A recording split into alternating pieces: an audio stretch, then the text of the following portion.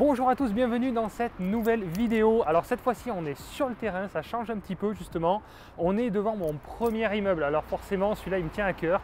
C'est celui qui m'a donné envie de continuer à investir. Donc je vais vraiment vous expliquer qu'est-ce que j'ai fait, qu'est-ce que c'est que ce projet. Et j'ai la chance d'avoir enfin un départ de locataire. Ça fait 8 ans que j'ai acheté cet immeuble et j'ai pas eu de changement de locataire depuis. Donc je ne pouvais pas vous le montrer en vidéo. Donc ça y est, j'ai un locataire qui s'en va, il y a des travaux qui sont en cours. Donc je vais vous montrer justement tous les travaux, qu'est-ce qu'on a réalisé et je vais tout vous dire, je vais vous donner tous les chiffres. Allez, c'est parti, venez avec moi.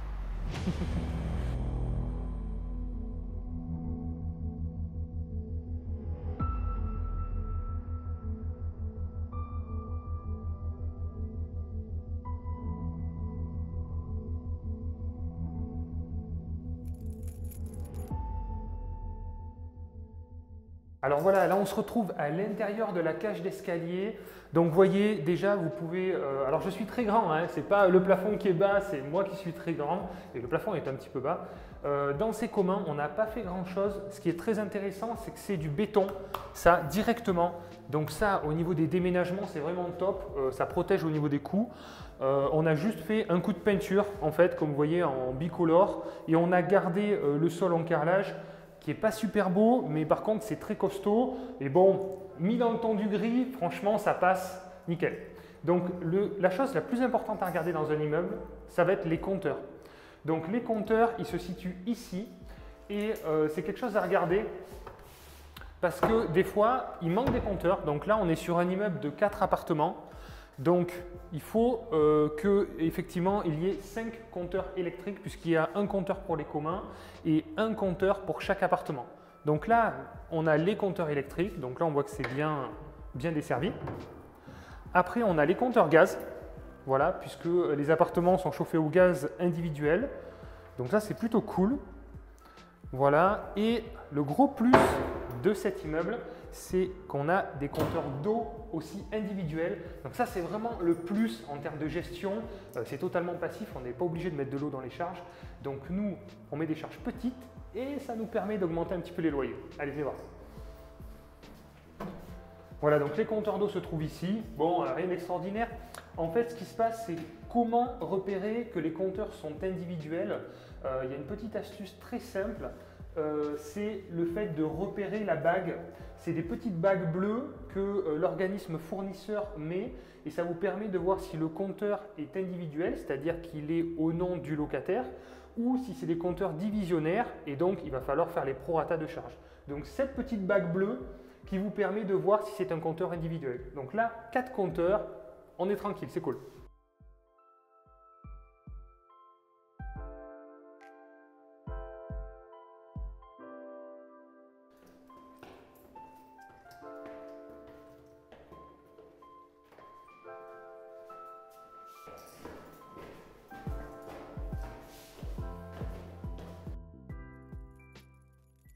Donc c'est parti, en fait, je vais découvrir l'état d'avancement de l'appartement avec vous parce que j'ai ouvert le chantier et je ne suis pas revenu depuis. Donc on va faire la découverte ensemble et puis je vais vous expliquer tous les travaux qu'on va réaliser dans cet appartement. C'est parti. Donc bienvenue à l'intérieur de l'appartement. Je suis content, ça avance bien.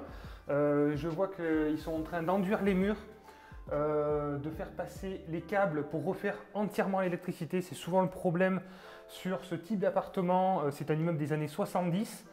Donc il y a souvent l'électricité à revoir. Là, il n'y avait pas de tableau. Il y avait un petit tableau qui était dans les garages. Enfin voilà, ça n'allait pas du tout. Donc là, on a remonté une alimentation. On va mettre un tableau général et on repasse. Vous pouvez voir, on a fait des saignées un petit peu partout pour refaire entièrement l'électricité. Alors, on peut faire la visite en même temps. Donc, c'est un appartement. Alors, F3, F2. Là, celui-ci est ouvert. Normalement, c'est fermé. Donc, il y a 4 appartements F3 dans cet immeuble-là. Donc, il y a 2 petites chambres, un salon et une cuisine. Voilà. Ce qui est très intéressant, c'est que l'appartement est assez bien desservi. C'est-à-dire qu'on a une chambre de ce côté-là qui donne sur la partie arrière. Et d'ailleurs, c'est plutôt assez agréable. On a une vue voilà, assez calme. Donc ça, c'est plutôt cool. Et on a une chambre qui est de l'autre côté. Donc ça permet justement d'avoir voilà, 2 opposés. Donc ça, c'est plutôt bien quand on a une vie de couple ou de famille, quoi. Il y en a un qui dort, il y en a un autre qui est dans le salon, on ne se gêne pas et je trouve que c'est cool. L'agencement est pas mal. Allez, je vous montre un petit peu comment c'est disposé. Alors là, on arrive, donc on a un couloir qui dessert une cuisine et là vous avez le salon et donc une deuxième chambre et une autre chambre qui est juste derrière. Donc on va aller dans la cuisine. Bon alors là c'est le chantier complet, il y a beaucoup de choses à faire. Donc là il y avait bien sûr, comme ça se faisait avant, une cuisine à l'ancienne avec un évier posé comme ça, juste simplement un évier. Il n'y avait rien d'autre, donc c'était les locataires amenaient une gazinière, ils amenaient leurs affaires et c'était tout ce qu'il y avait, quoi. Donc là bien sûr on repart à neuf. Donc là on va poser du placo parce que le mur est en très mauvais état, donc des fois c'est plus intéressant de poser du placo. On va faire une belle cuisine équipée avec meubles bas, four, plaque, haute, tout ce qui est électroménager, bien sûr on va mettre de la qualité, donc n'essayez pas d'économiser sur l'électroménager parce que le pas cher va vous coûter cher au final. Et on va mettre un maximum de meubles sur cette partie-là. Et ici on peut éventuellement mettre une petite table avec des chaises. Qu'est-ce que j'ai fait sur cet immeuble quand je l'ai acheté? Je l'ai payé, allez je vais vous donner quelques chiffres, je l'ai payé 185 000 € et il y avait 15 000 € de frais de notaire plus quelques travaux. Ce qui concerne, donc qu'est-ce que j'ai fait comme travaux quand je l'ai acheté? Ça a été un appartement qui était à rénover, puisque 3 étaient loués. Et donc j'ai rénové un appartement et j'ai fait le double vitrage et le PVC, les volets en PVC. Voilà, sur tout l'immeuble pour partir avec quelque chose de propre, de sain et de bien isolé. Donc là, rien de particulier. On a mis du double vitrage. Voilà, volet double vitrage. Et après, alors là, on a économisé un peu sur les volets. C'est quelque chose que je ne fais plus maintenant, mais c'est mon premier immeuble. Et je ne regrette pas parce que les volets ont quand même bien vieilli. C'est des volets, vous voyez, en PVC, voilà, qui se rabattent. Donc ça, clairement, c'est pas très qualitatif, mais ça a le mérite d'être neuf et d'être encore en bon état. On le voit 8 ans plus tard. Donc je ne regrette pas. Ça coûte vraiment pas cher. Je crois que pour tout l'immeuble, j'ai dû en avoir pour 2 000 €. Donc voilà, tout est une question de choix. Dans les travaux, on ne peut pas tout faire. On essaye d'avoir une bonne valeur perçue, mais sans que ça nous coûte trop cher. Il y a certains travaux qu'on a envie de faire, comme par exemple le ravalement de façade. L'immeuble n'est pas super joli en soi. J'aurais aimé faire un ravalement de façade, mais clairement, ça m'aurait coûté au moins 15 000 € et c'est pas pour ça que j'aurais loué plus cher. Donc j'ai préféré reporter cette dépense à plus tard ou quand ce sera vraiment nécessaire, mais ce n'est pas quelque chose qui va me permettre d'avoir une rentabilité immédiate. Alors qu'avoir du double vitrage PVC ou avoir des volets en bon état, ça clairement c'est quelque chose qui est très important.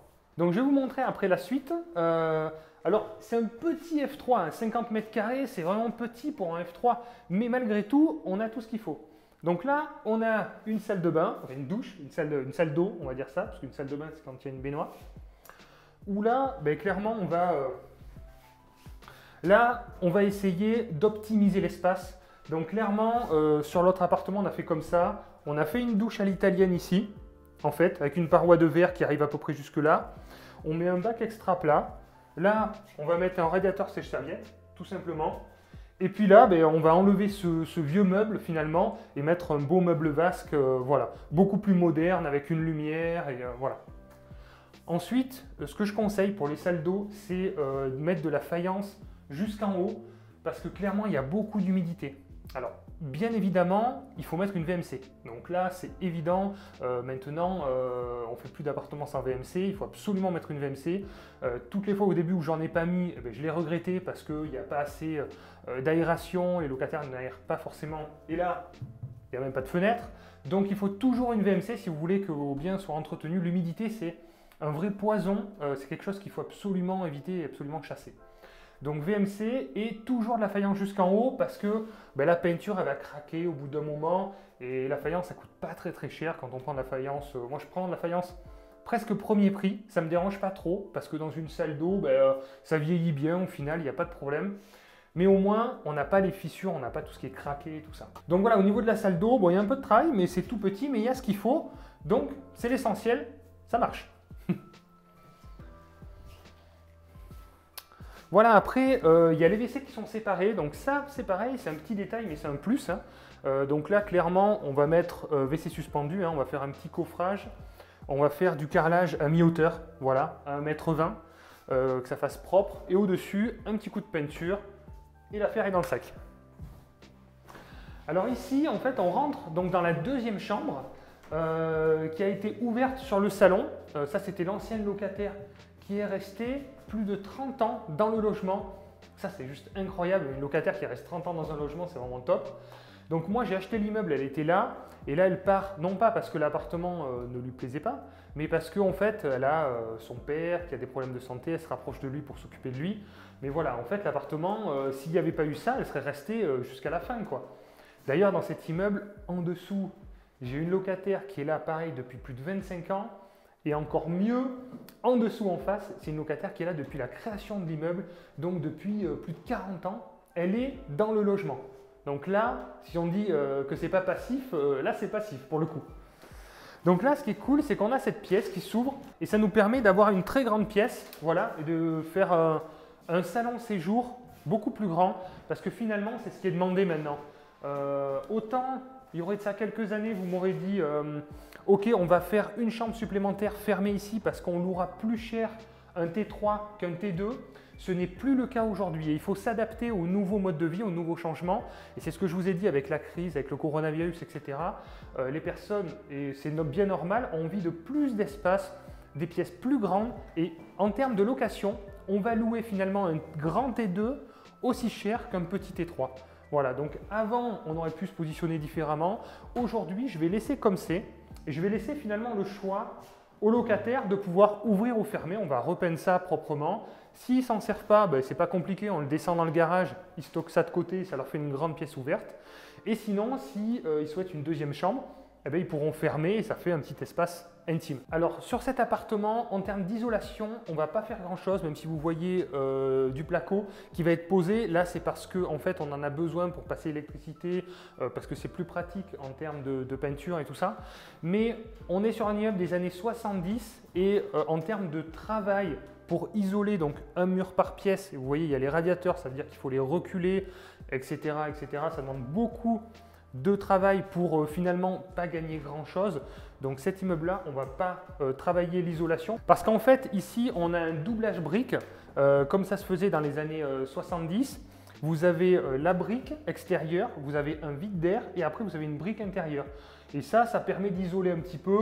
Franchement, ça suffit pour ce qu'on veut faire. Il y a un chauffage au gaz, c'est bien isolé. Voilà, pour l'instant, on reste là. C'est toujours des compromis en fait. C'est toujours le coût par rapport à ce qu'on gagne. Et donc voilà, donc faut prendre toujours des décisions. Ensuite, donc là, peinture partout. Donc moi, je suis très peinture. J'aime beaucoup les murs lisses. Donc là, ils ont ratissé tous les murs. Alors, suivant l'état des murs, soit ils ratissent, soit ils mettent de la toile de verre lisse. Mais en fait, ça leur demande quasiment autant de travail. Donc là, je vois qu'ils ont ratissé. Moi, je leur laisse le choix. Le principal étant d'avoir un résultat lisse. Ce que j'aime pas, c'est la toile de verre qu'on voit partout, dans les hôpitaux, un peu partout. Et donc ça, clairement, j'aime pas du tout. Donc je préfère un rendu lisse. Alors ça coûte un peu plus cher, mais je pense qu'en valeur perçue et en qualité, c'est beaucoup mieux, quoi. Donc l'électricité qui sera entièrement refaite. Comme vous pouvez voir, on a fait les saignées, les boîtes d'encastrement. Donc là, il y a un vrai travail d'électricité sur cet appartement.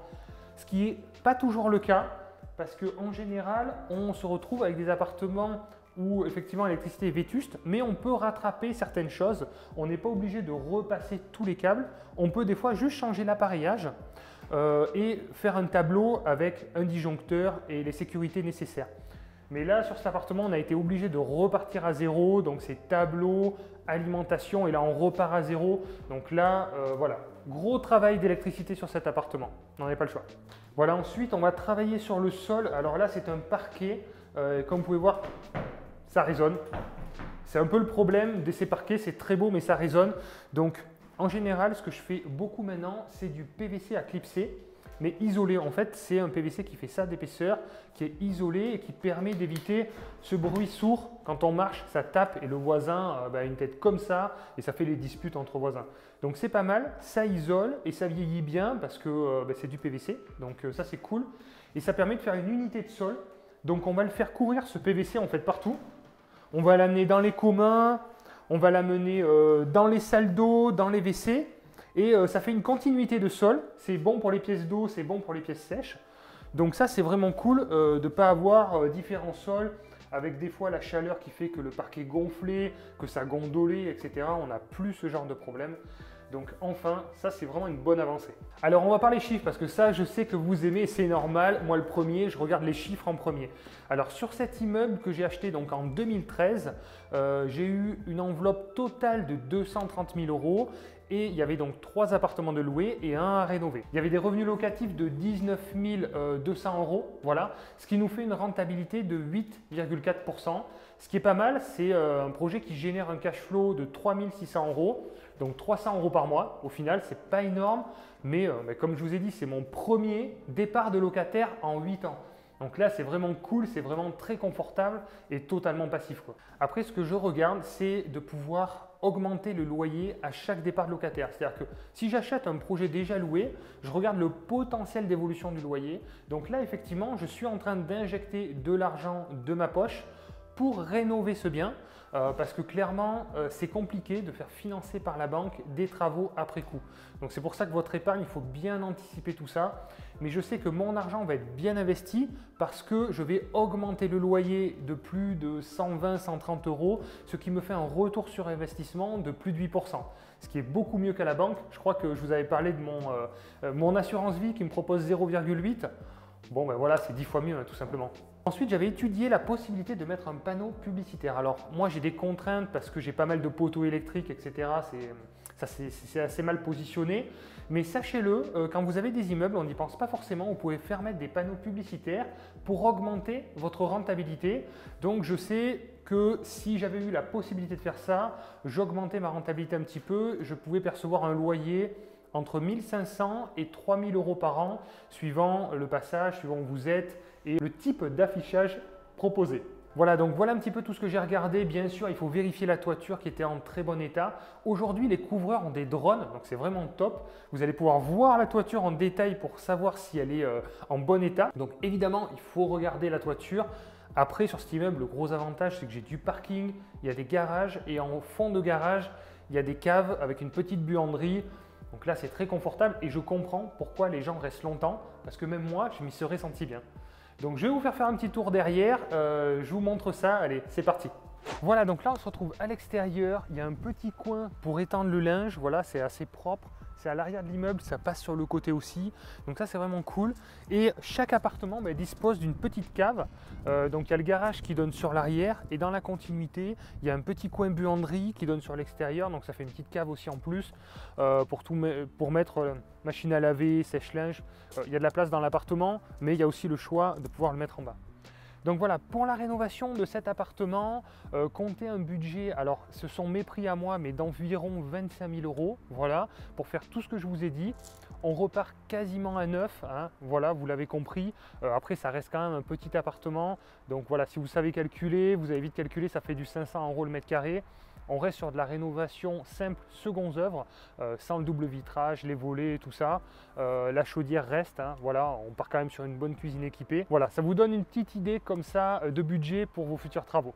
Si vous aimez ce type de vidéo, voilà, encouragez-moi en mettant un petit like, c'est sympa à vous.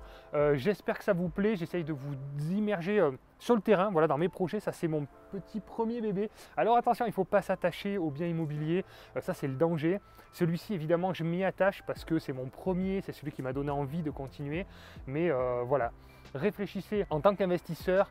Ne vous faites pas avoir par les sentiments, ne vous attachez surtout pas aux biens, ne faites pas comme moi parce que voilà, vous prendrez sinon de mauvaises décisions.